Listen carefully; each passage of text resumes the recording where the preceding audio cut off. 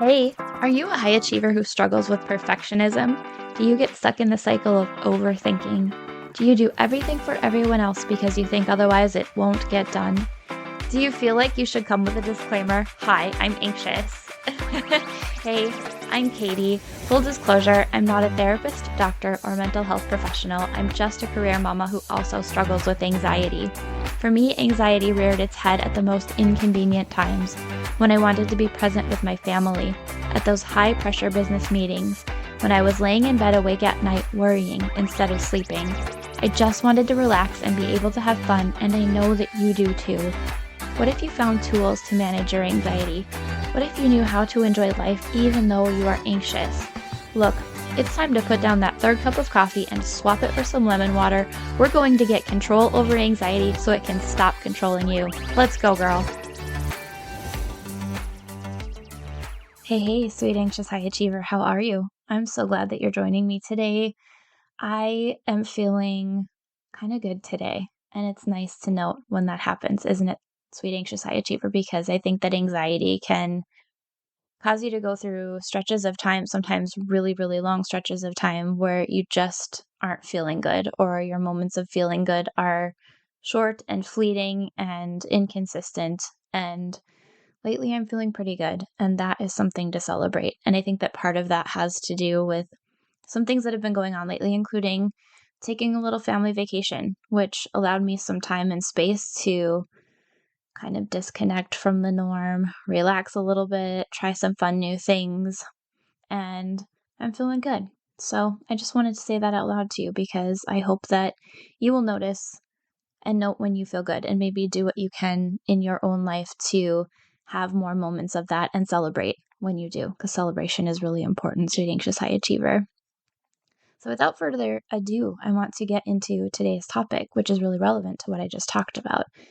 And that is how fear can keep you in shrinking, contracting energy that keeps you small. And if you haven't noticed this before in your life, I want you to really take some time to see how anxiety and fear will do this to you.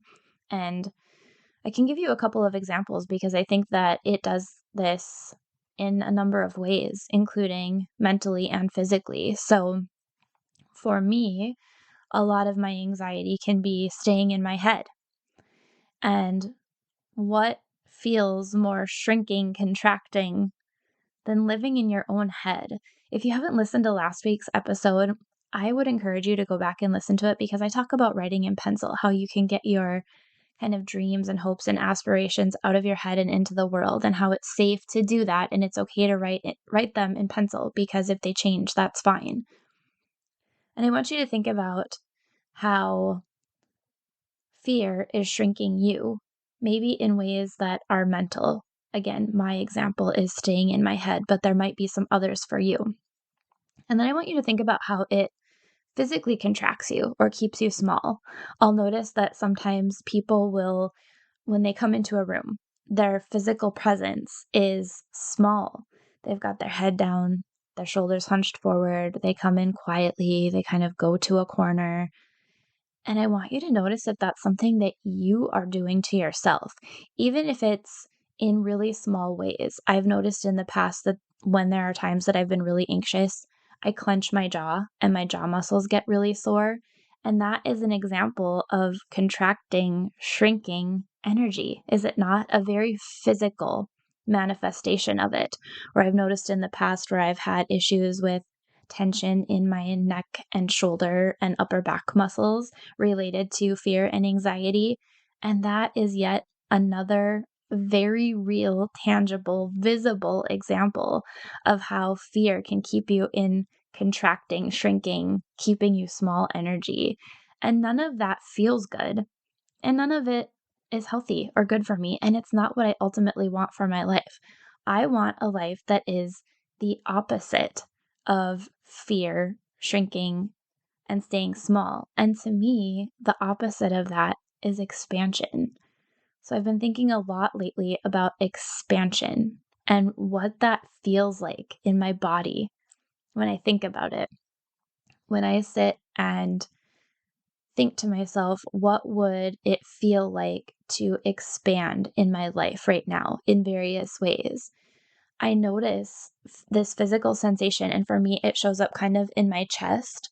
So it feels like an opening of my shoulders and kind of at moments like my chest is exploding. I've been doing this meditation lately about what my ideal life would feel like and what it would look like. And when I am able to get into this space where I can think about what my ideal life would look like to down to the detail, as many details as I can give. For example, I really, really love being able to go outside and sit outside early in the morning with some coffee and a journal to spend some time alone. And when I think about that, I literally get like this expanding, tingling sensation in my upper chest, kind of uh, below maybe a couple of inches below my collarbones. And it's so interesting and it feels really, really nice.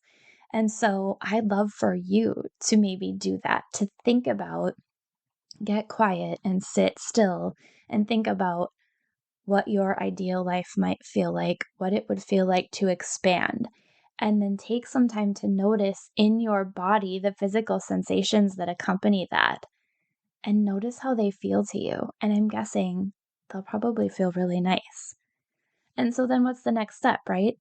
Let's talk about how we can get you into more expansion because it's important and it's freeing and it's liberating and it's the opposite of that fear and contraction that anxiety wants to keep you in your life.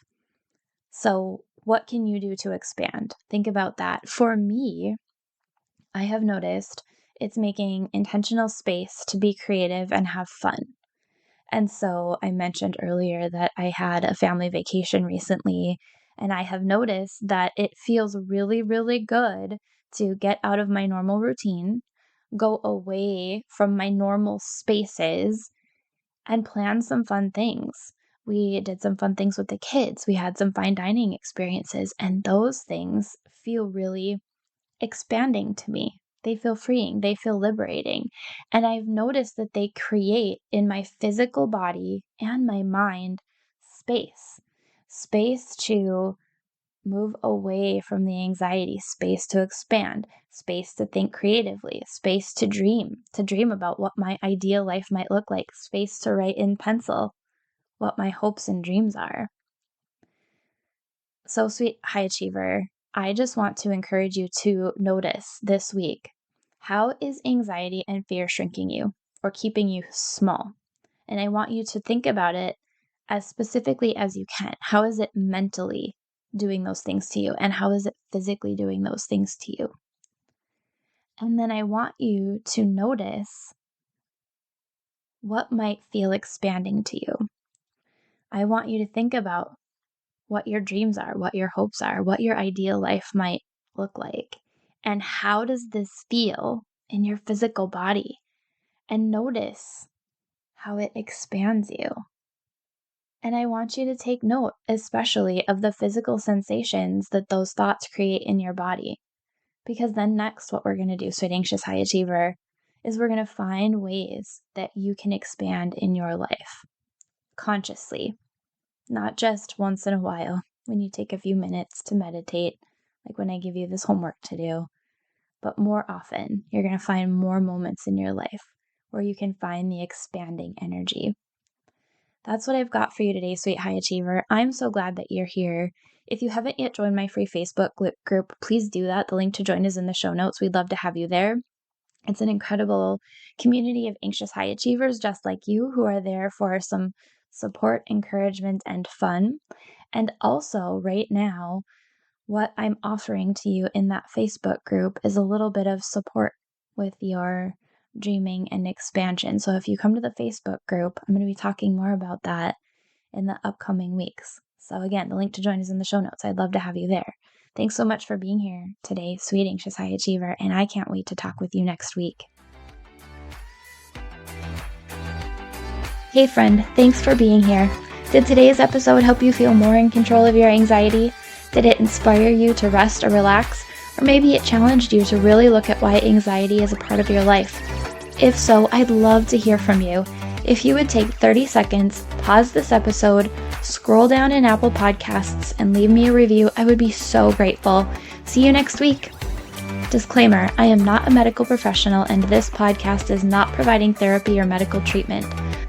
Contents of the podcast are for informational purposes only and are not a substitute for professional medical advice, diagnosis, or treatment.